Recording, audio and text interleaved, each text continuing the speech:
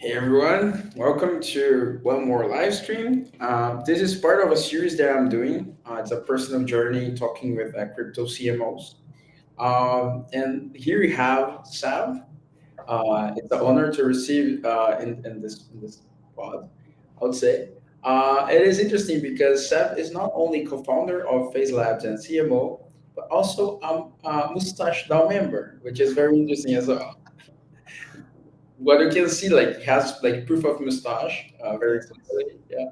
And we talked about it before starting the live stream, and I would like to just feel free, Seb, to present you and intro you and talk a little bit more about yourself and fun fact about mustache Dao as well. Awesome. Thanks, Victor, for having me, man. I'm really excited to be here. Yeah, so my name is Seb Sebastian Moriarty. I'm the co-founder and CMO of Phase Labs. Been working on Solana for about 3.5 years now, which has been really, really amazing. And yeah, I mean, previously I was kind of just doing a bunch of different things. So I can probably get into that a little bit later. But all in all, yeah, Phase builds like financial tools. We have a product called Netrunner, which is our Solana tax tool we're releasing soon. We also run Aero Pool, which is a Solana stake pool with over 1 million Solana that we delegate to different validators, early stage validators in the space, supporting ecosystem contributors. And then we also have Sentinel, which is our institutional validator offering. Like we on our way to getting our SOC 2 Type 2 certification, so institutions can stake into our node, and then we also run branded validators for clients as well. Nice.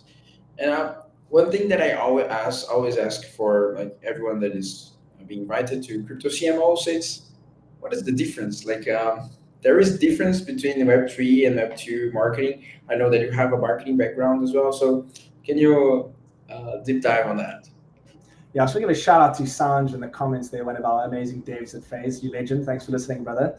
Um, yeah, so I mean, I majored in brand management and digital media marketing at AAA in Cape Town, which was a really, really great marketing school. And I kind of didn't go directly into marketing for like a company or whatnot.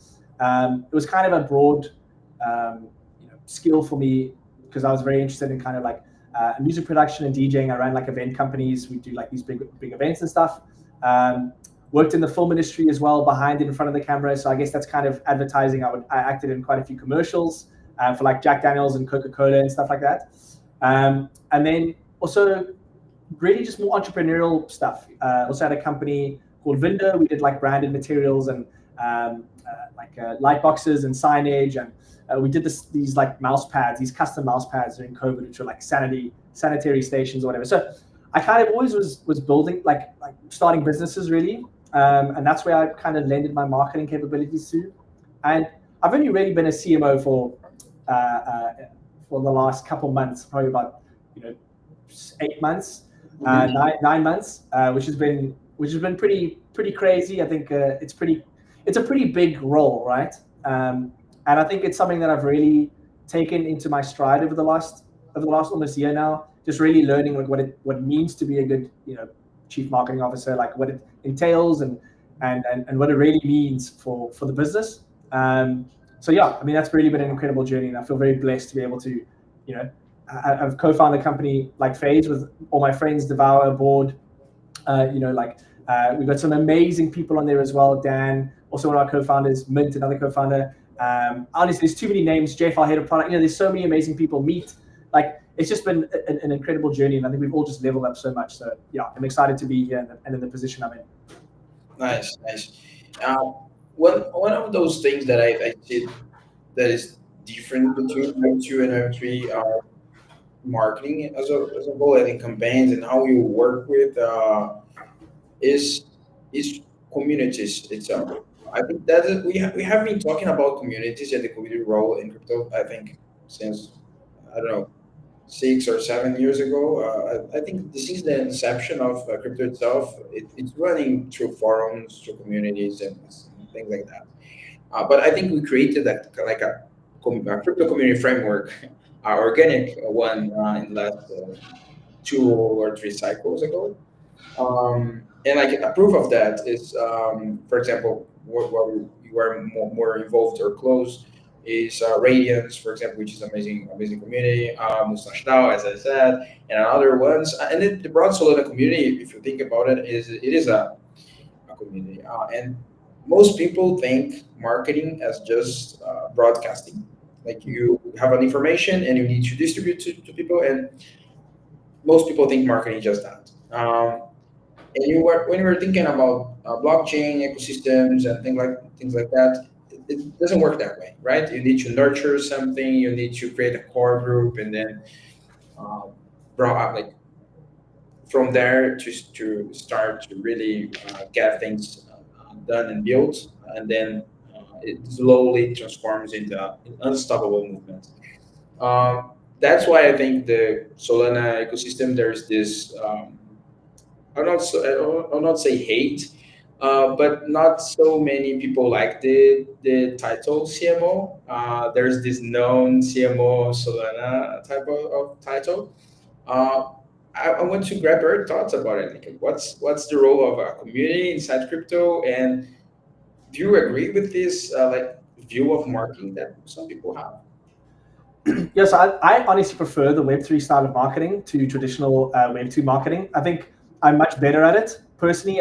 Listen, I would say the way that I go about marketing stuff is very experiential. That's kind of where I come from. You think about kind of like the events and you know working in advertising and all these kinds of things. I've really been more on the actual experiential side of like how does that affect the user, and like you know when you market an event or you work on a commercial, it's so I kind of have a unique perspective. Like I wouldn't say I come from the world as much of as like, you know, super like using Instagram and all these kinds of things. Like I've done it and I've used it and I've you know like I wish I was better at that. But what I'm really good at is like, and what I think it's what a CMO's real job is it's kind of like it's forming a team of people that are good in those different kind of like mediums, and then letting them kind of like grow and do their job and help kind of keep that structured and organized, and you know think about broader strategy and overview, and like it's about really fostering growth within your team and the people that are working with you or under you, and allowing them to shine, and so on and so forth. So like yeah, I think the thing I love about Web3 marketing as well is that it's like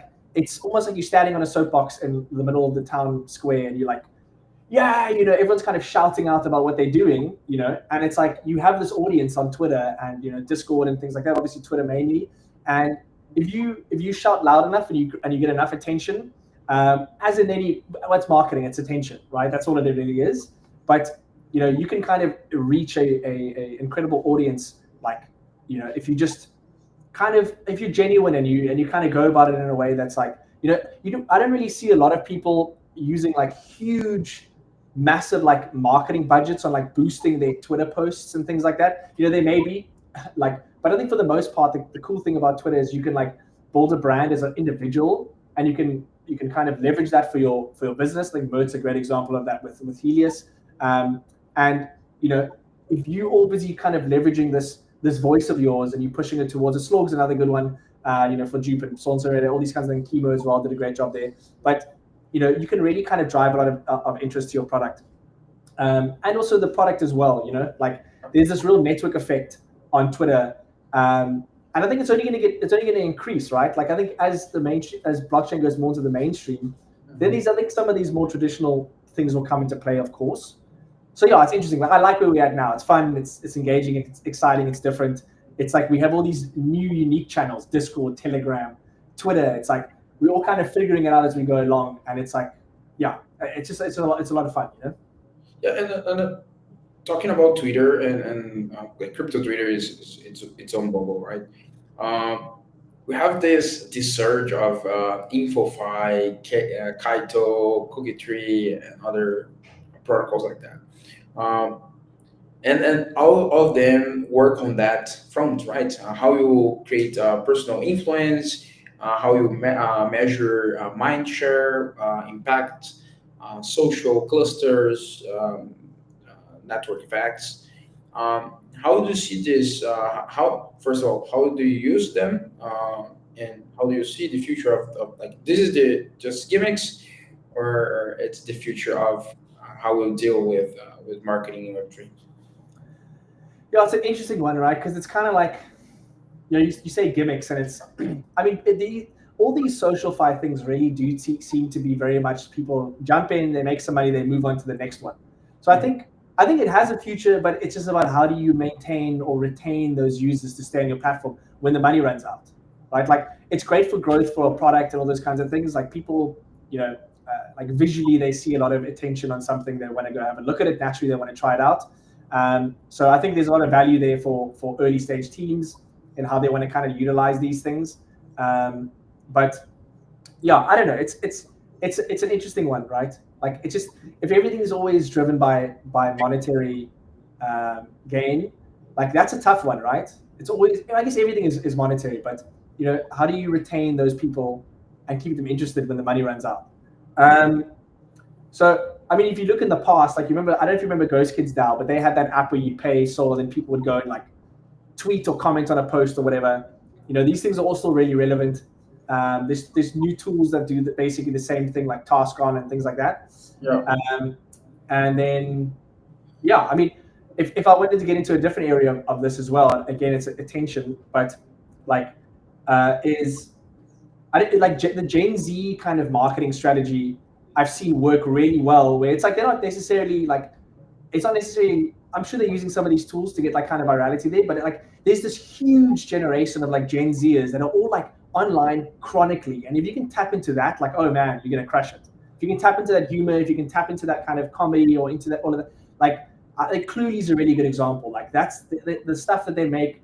It's also the idea of cheating on your tests or whatever. It's like that's like the most relatable thing to all of these young kids.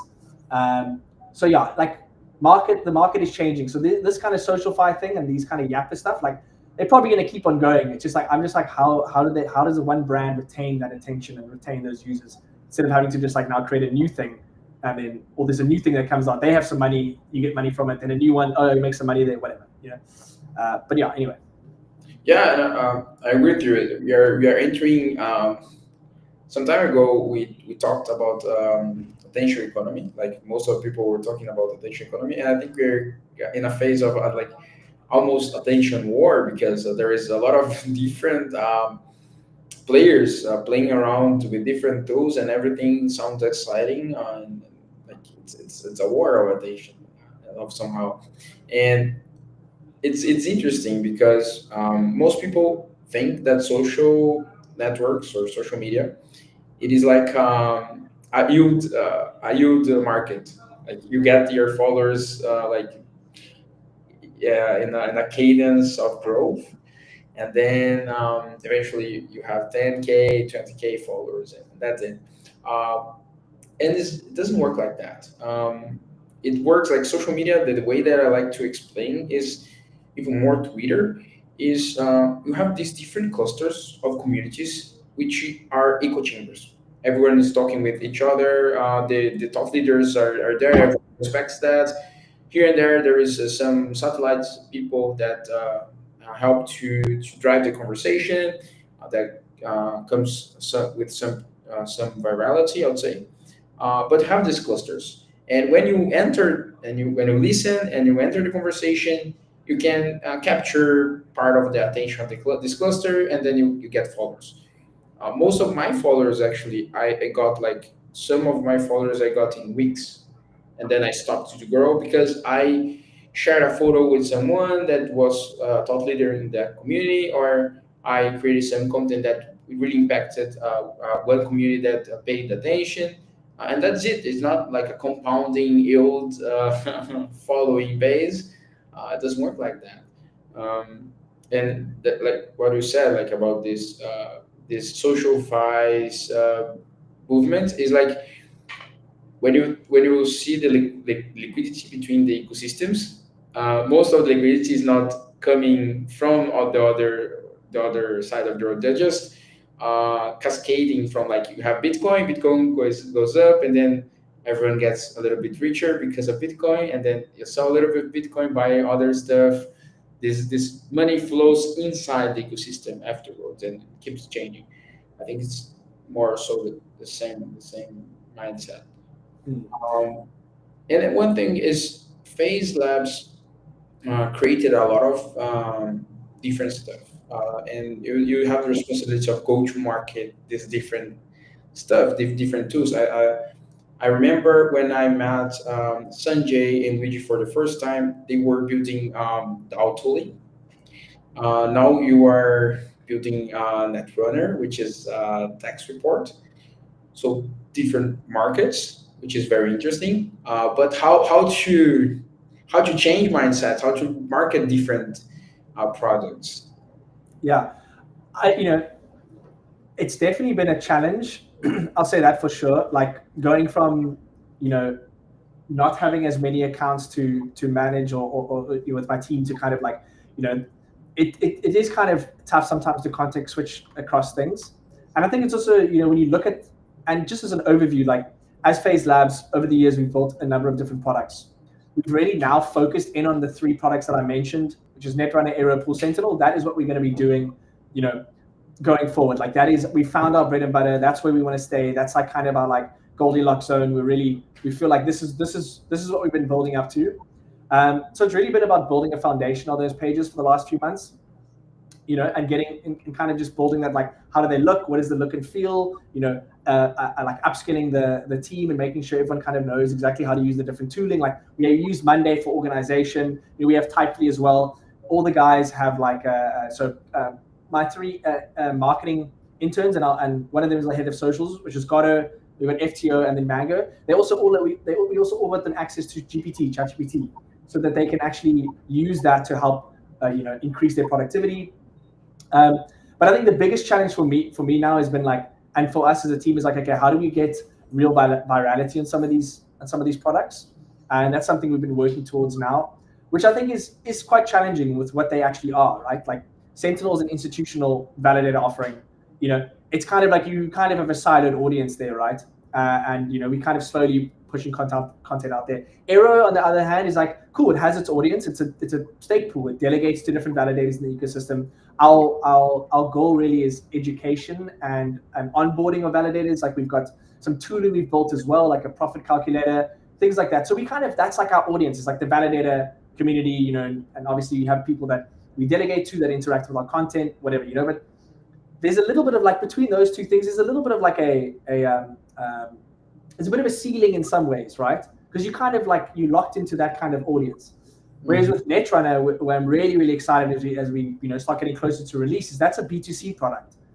And I think if you look at majority of the really successful pages on Twitter, like company-wise, not individual-wise, they have a product. They have something that tangible that people can use, like digitally tangible, whatever, that they can use, that they can engage with, and therefore it creates an emotional bond towards it, and therefore they want to interact with that content.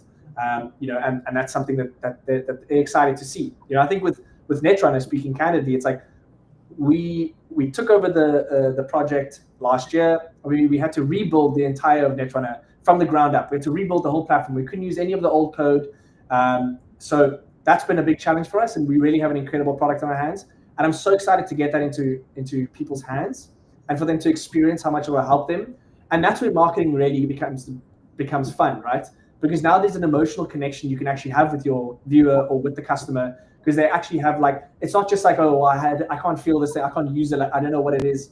But as soon as they can start using it, then it becomes a whole different story, right?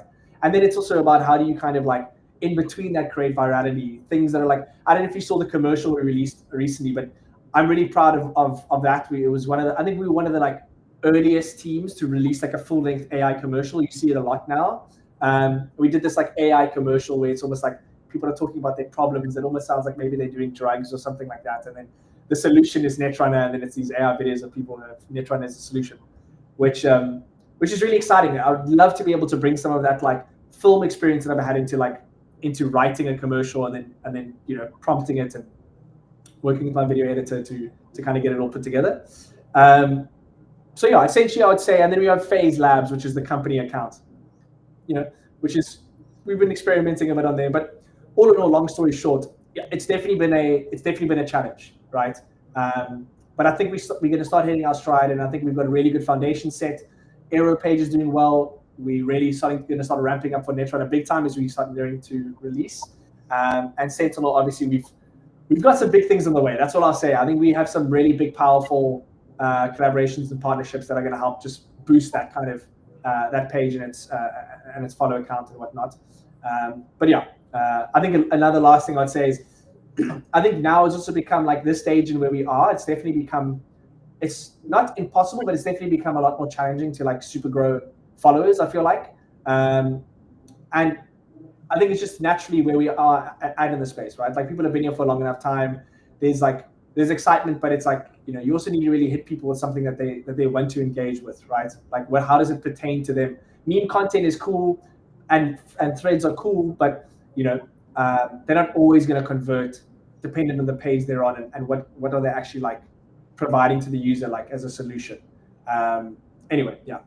Yeah, and when you talk like it's really nice that what you guys are doing at the Netrunner, and it's really nice to put like this to the consumer and just to see like it coming to life as a launch, as a marketing development, but also as a product, of course.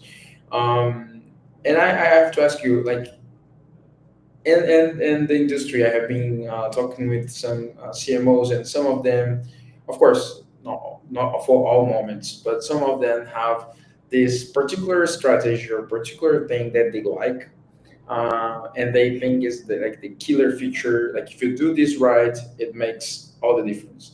For some of them, is KOLs, is reaching out to the good content creators, partnering with the best ones to drive attention and distribution.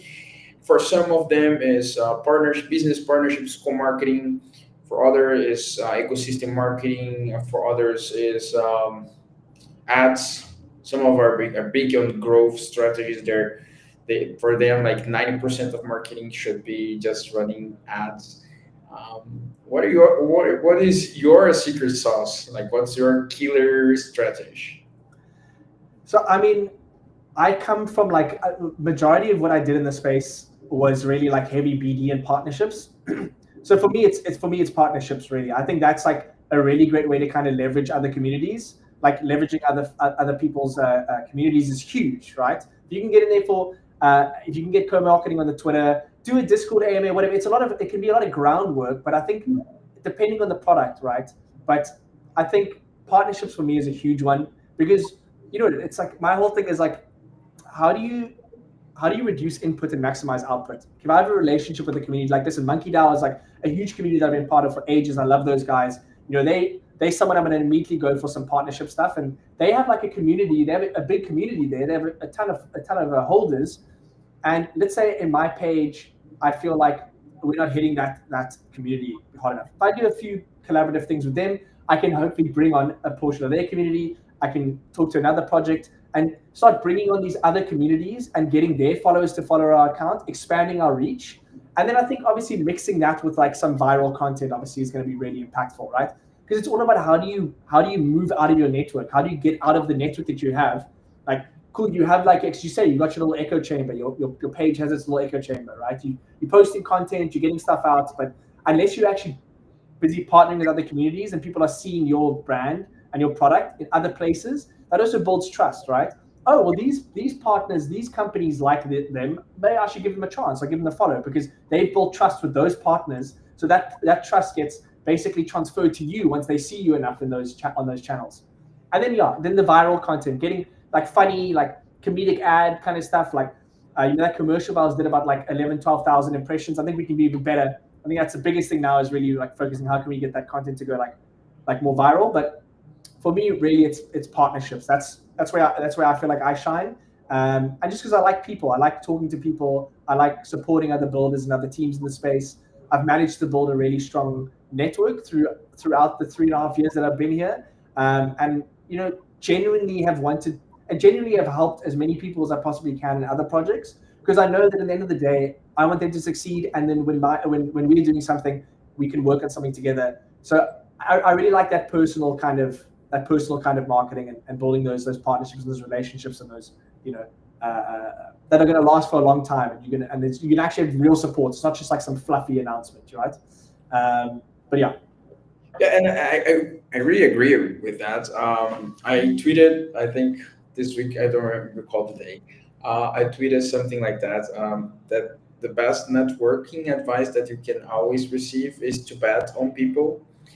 They're early in their careers, and like everyone is at some point in their career. Like some I have people I know people that are 10 years in crypto, which is ages. They're Jurassic, I would say. And we have they're actually old, like 10 years ago. Imagine. And have people that are younger, and we have people that are entering this cycle, like this year. So how we can help them? How we can put like if they're good and talented and have good intentions, why not help? And there is a lot of ways to help. Amplification, helping to even good feedback. I think it's a good help. Um, and I remember every single builder that helped me when I was entering this space. I remember people that had calls with me, like just one-on-one calls, trying to meet and to know me or something like that. So that's a good thing that you can build. And afterwards, like it's of course it's a long run game. It's not something that will from today to tomorrow something will happen. Probably not. But eventually, you build a network, and people think how have you done that? Like, it's everyone basically in the space. And if you are concentrated in an ecosystem with like Solana or even Bitcoin or Ethereum, Sui, I don't know. If you're concentrating in an ecosystem, it's even easier to do that because you can, as you said, it's an echo chamber. You know everyone, and you can grab a little bit of the brain of each one and have this insights and build your own mind and vision. And that's like the best advice because you create social karma, you know, Mhm. that can be retributed afterwards. And as you said, like co-marketing and partnerships, it's very strong because as you said, like transfer, it's a reputation transfer from you and others, and help to build trust on early products, which is very important for early users to adopt. Um, Definitely. and one thing that I want to tap into is how was this ride in the Solana ecosystem? Because I will tell like my view from someone that joined the Solana ecosystem 1 year and a half ago. I was in crypto for like 4 years ago, but I wasn't in this Solana ecosystem until I joined the Super Team. And the thing is, it was quite a ride, right? Because Solana went to the ups and then the downs and then reborn again. So how was that, and how was building through that? She's yeah. It's been a crazy journey, honestly. Like, um, I mean, it was pretty like life changing. I'd say like the if I think about when I started in like I joined the Solana ecosystem in like January of 2022. I was kind of looking into it in 2021, like kind of near the end of the year. It was like maybe like December. I was looking at some stuff on like or some of my friends were trading NFTs. My one friend was trading NFTs. One of my friends was trading NFTs, Mhm. and I kind of was starting to look into it or whatever. And when I joined, I bought a Monkey Reject. That was like the real first NFT I bought, and that community was an amazing on board. They were just like there was so much excitement and like there was such a vibe. There were all these spaces and stuff. And yeah, I kind of just was like, this is where I want to be, and I just kind of jumped right in. I kind of closed my previous company, and I was just like, I'm gonna focus on this full time and see where this goes. Um, and yeah, I ended up working for like a couple projects in the early stages. One was called Crowdsurf. They had this really cool tech, which was like a diamond hand score system, which was really amazing. I mean, I learned a lot. They unfortunately tried to go into a different direction that I wasn't a fan of. They wanted to start doing gambling because that was like the meta, and I was like, nah, I'm not for this. So I left and I started a company called Seeds with a friend of mine. That co-founded with me, Dubs, and we did pre-sales for 2020. We did NFT pre-sales for the year. Basically, it was like very much quality. Like the whole thing was really about quality over quantity and like customization. We did some really really big launches. We did like Wolf Capital. We did Pioneer Legends. We did. I can't remember all of them now, but we did some amazing launches. We did over $2 million in volume through the platform over like 35 plus projects or whatever. One thing that it really taught me though was like how much I disliked being in that industry, because no matter how good we try to be with selection of launch clients, so many of them just ended up like just fizzling out, and the products just like and that was always kind of something that we're not a big fan of, like especially coming from building at Phase Labs. And actually I kind of started at with co-founded with the rest of the team in 2022. Well, Mint and Devour had started a bit earlier, and then I came on with like Dan, and Chemo was on there, and Slorg and Sock from Oposa, and Dan. And then Seeds was kind of like a way to kind of survive and make money while we were kind of building tools at Phase Labs, because we were just placing in hackathons. We just basically won hackathons. Like we placed like high in like 4 hackathons, and all the money went to Mint, our the other co-founder and Dev, so that he could keep building stuff. And yeah, basically that all taught me a lot, right? Like working for an NFT project, and starting at Phase, and then I also even helped with the derug for Balloonsville with Sock from Oposa, and I left that and went to focus more on Seeds as well.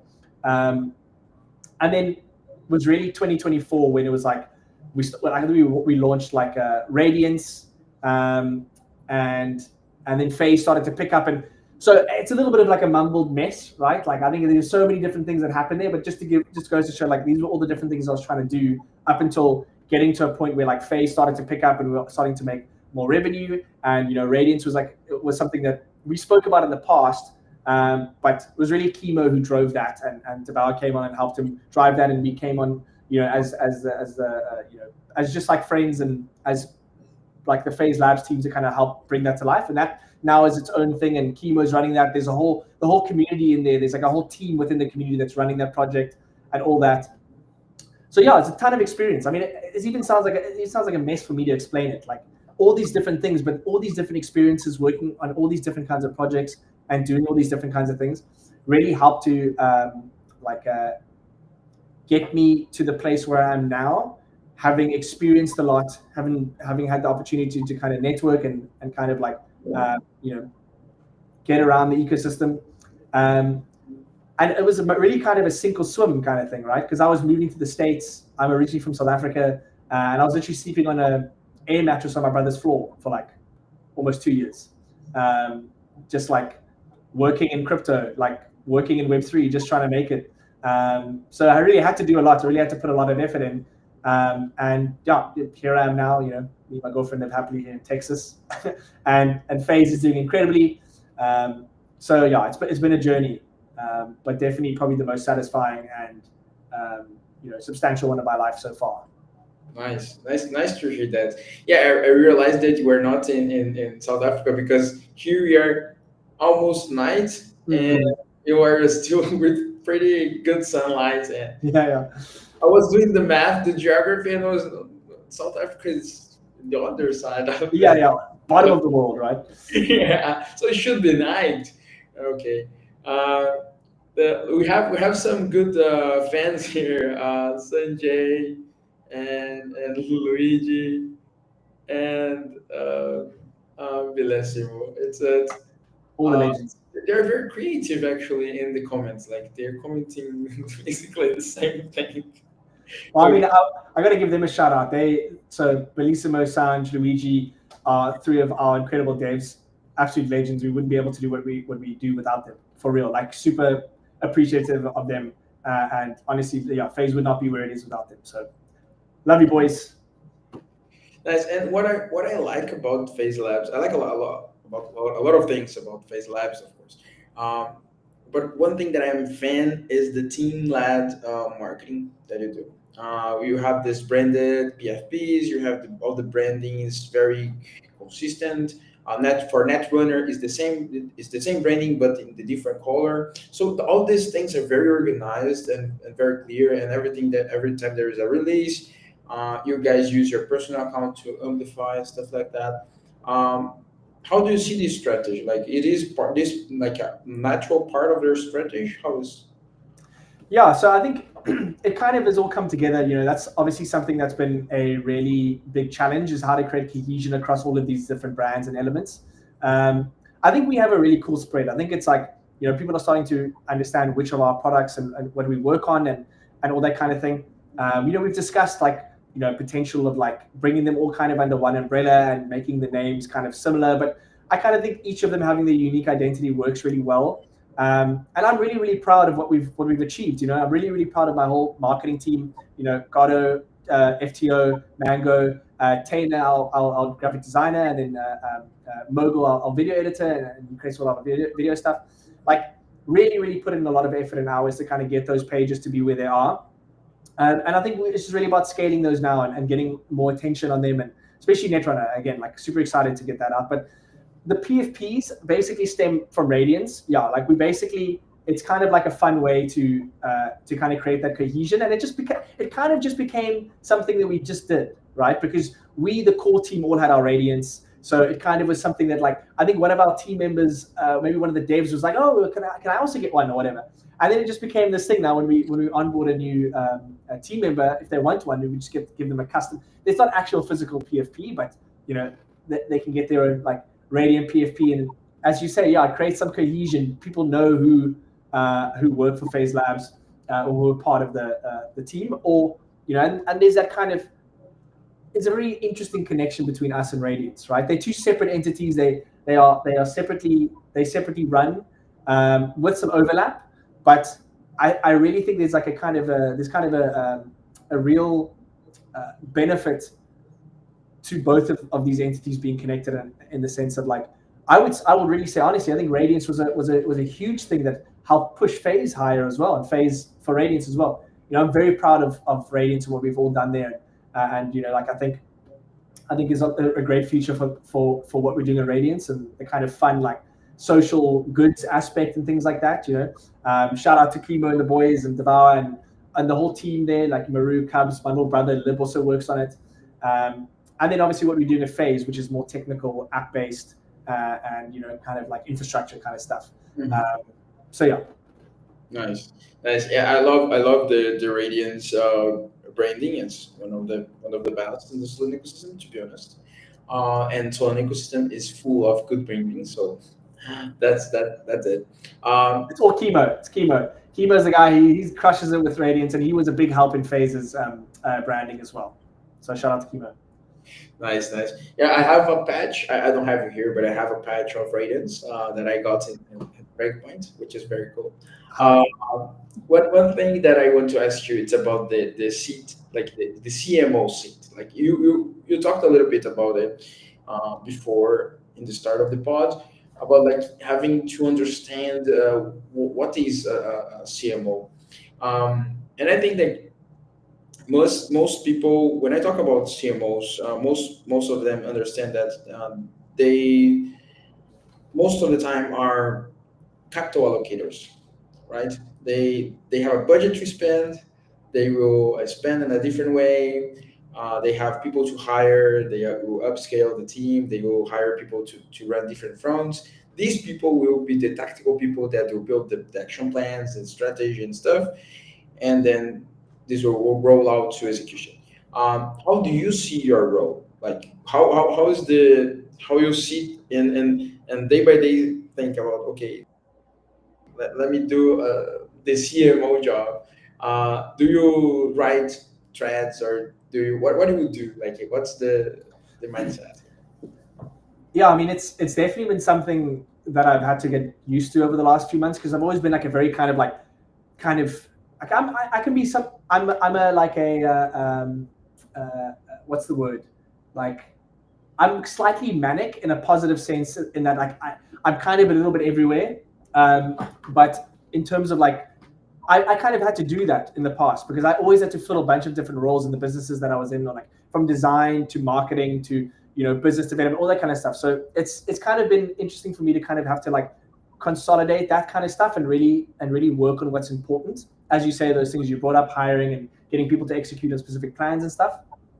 So yeah, I would say I'm more now slowly moving into and getting more into that role of like, hey, okay, guys, like with Gato, he's like helping with head of socials. He helps to manage the team and make sure that they're getting done what they need to get done. And I need to kind of sit back and just be like, okay, cool, and go work on strategy stuff. Like, okay, well, what's our overall strategy here? And then giving that to them to like execute on, and also obviously getting them to figure out some of their own strategies as well. But sitting back more and like looking at the big picture, um, and like these different avenues and kind of bringing in these like these big touch point events and then giving them to the team to really execute on, right? Because I mean, also as like a startup, you have to kind of fill multiple roles. So obviously my main role is CMO, but also do a lot of business development and like client acquisitions and things like that, and all that kind of stuff. Because that's it's part you kind of have to fill a few roles in startup. But I do enjoy more and more taking the time to just sit back and just like, okay, these people haven't handled. You don't have to micromanage people. Like, think about some strategy stuff, build up some plans. Like, what are these? How do all these brands connect with each other? What are the through points? Like, how could we improve here in this area and that area, and then getting the guys to execute on that. So that's something I'm trying to get better at. It's just like, whoosah, just like take a step back, right?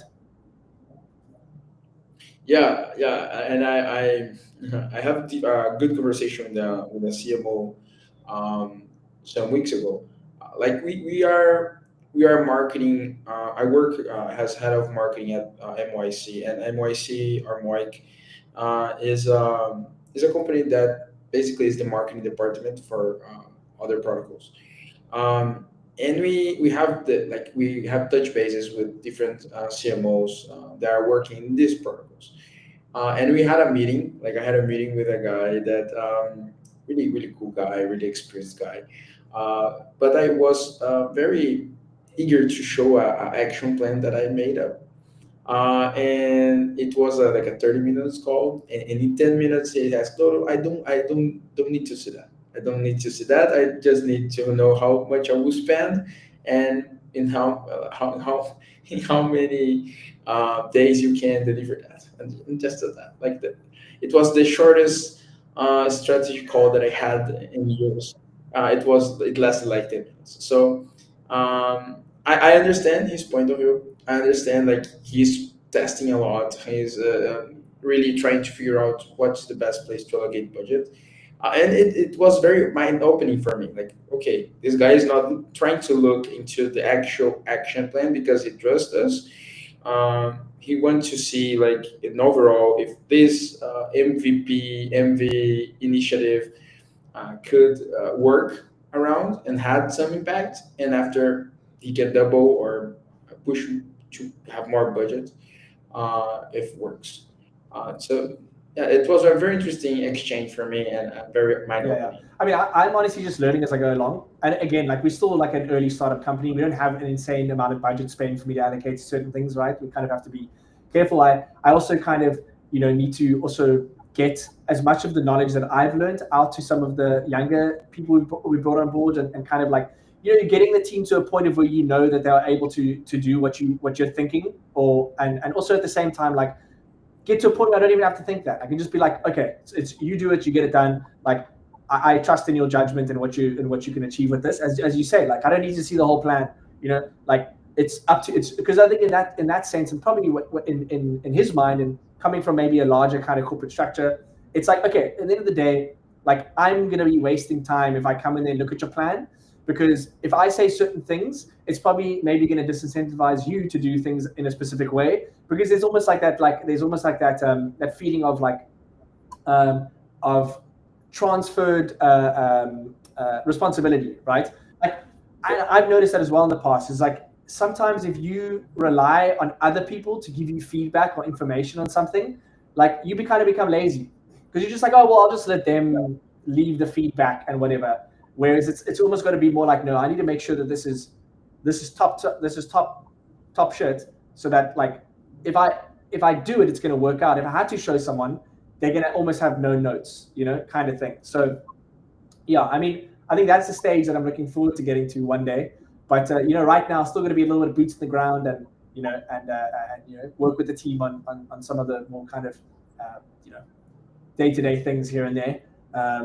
Yeah, it's a learning. It's a learning. I'm learning, right? It's like I'm 30 years old. I was never a CMO before. Like, so it's like, it's interesting. I'm enjoying it though. I feel like I'm kind of easing into it, and I'm getting the hang of it.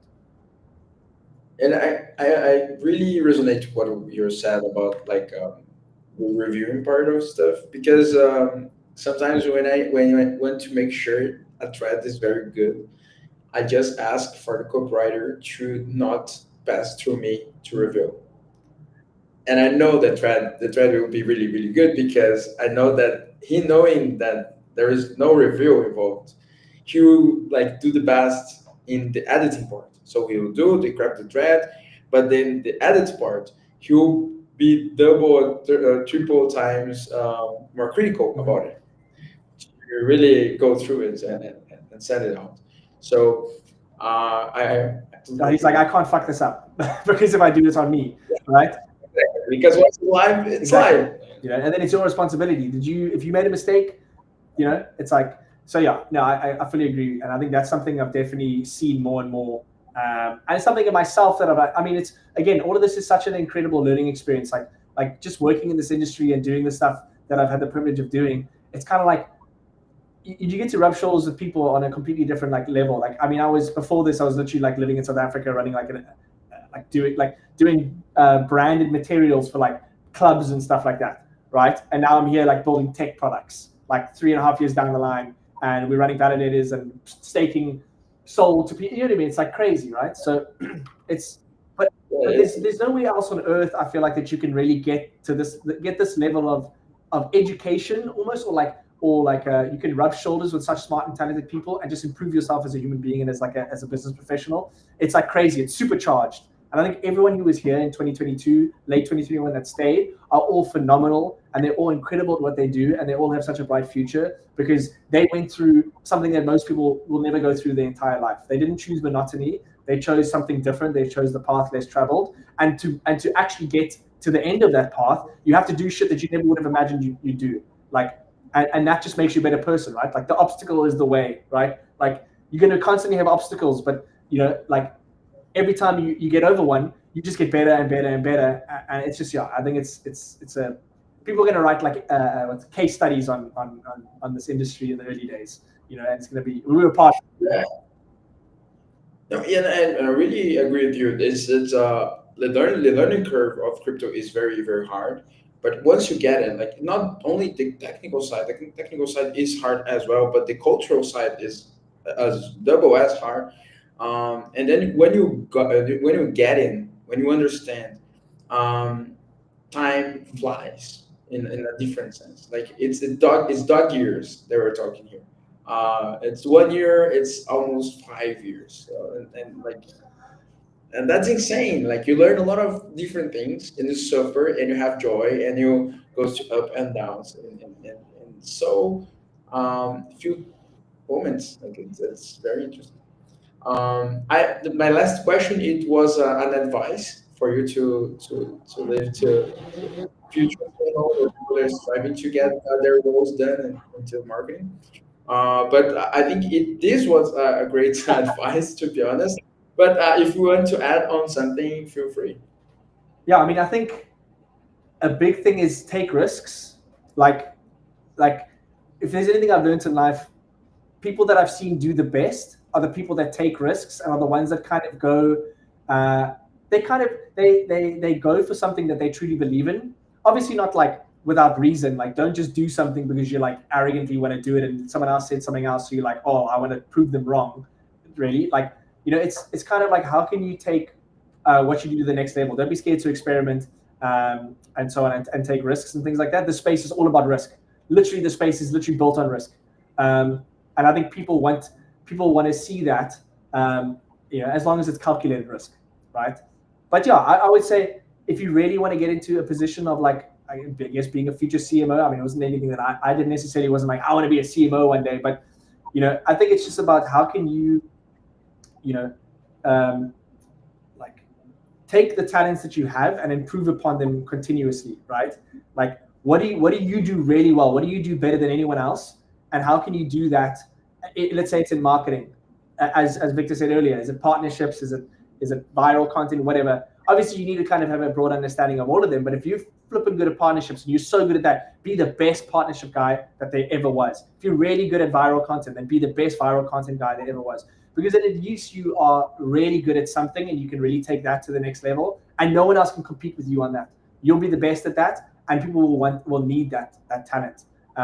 So yeah, I mean, just really go for what you're good at. Yeah, I guess that's what I'd say about that. Yeah. And it is awesome advice. Awesome. I like the advice about taking risks because when you think about growth or growth mentality, it's all about testing. It's about testing A and B and C and trying to understand what works and what doesn't work, and that's it.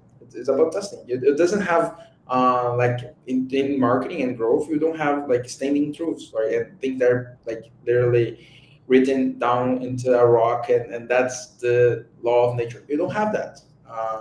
You need to test everything. Every situation is different. You need to go for it. Seb, thanks for accepting the invite. It's awesome to have this chat Thanks, with man. you. Um, yeah, and I want to meet you in future events, and Yeah, come. you're more than welcome to go to Florianopolis when you Yeah. can, because the guys live here, Sanjay and Luigi and so if you want to, you are more than invited to go to come to the Magic Island. Honestly, I should. I think the whole phase team needs to make a trip out there. Yeah, if you come to Mountain Down, I'll probably be there. Breakpoint, also planning on going to Breakpoint. Other than that, we're just keeping our heads down. And I guess last thing I'll say is, if you want to keep up with anything we're doing, please go follow us at Phase Labs, and you can go get there's links in the bio to all of our other accounts as well. So you can go follow what we're doing with Netrunner, with our release coming up soon, with Aeropool, our stake pool, and then Sentinel, our institutional staking. And you can find out more information about what we're doing there. But dude, thank you so much for having me. This was a blast. It's always good to have these conversations because it really makes you think about things as well in different ways, especially around this role, right? And how it's kind of become a meme on in the Solana ecosystem. Yeah. Eventually, I will interview Akshay to just the crypto non CMOs and you'll be done. So thanks, Sam, and see you guys. We have 175 people live. Thank you for watching, and